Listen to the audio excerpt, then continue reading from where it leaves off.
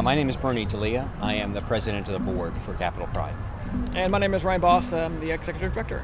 Actually, I got first connected working with a youth group in Indiana called IYG, and we brought a whole bunch of youth actually to the last unveiling, or full unveiling of the AIDS quilt. And then I had the opportunity to move in the area, and Baltimore was actually my first Pride Parade. And then had the opportunity to work with many different organizations and participate in DC.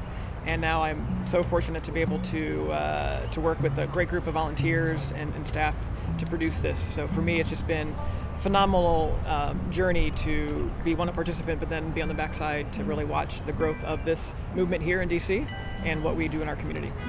I was a teenager when Stonewall happened. Yeah. So I remember when that occurred in New York, and I remember feeling very isolated and alone as a then budding gay man. Now you fast forward to many years, and I moved here to Washington, D.C., and came out and became very much involved in the community. And I've been involved in the community now for over 35 years.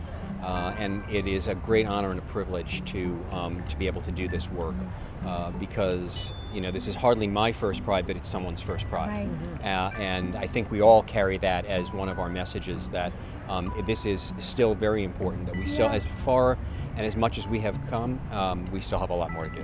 One of the things that I can remember, for me, just last year, I think was the first year since we've had this huge movement of quick movement towards equality for LGBT individuals, that with the repeal of Don't Ask, Don't Tell, the president just prior to Pride last year coming out in support of gay marriage, there was a lot of energy, and we felt it very strongly here at the parade and festival last year.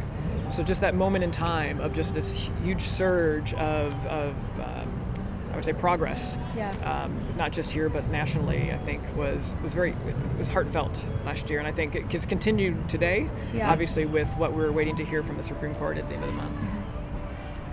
I'm reminded of something that someone was telling us the other day about one of the very early Pride events here in DC, and that it began as a small block party over just north of DuPont Circle.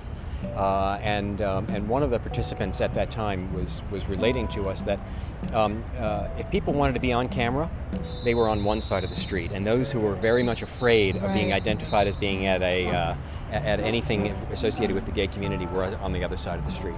And it's the progress and the evolution that Ryan mentioned. It has been so wonderful because now we don't even think about that. That's just not anything that's part of our consciousness. It's so much a part of the fabric of American life.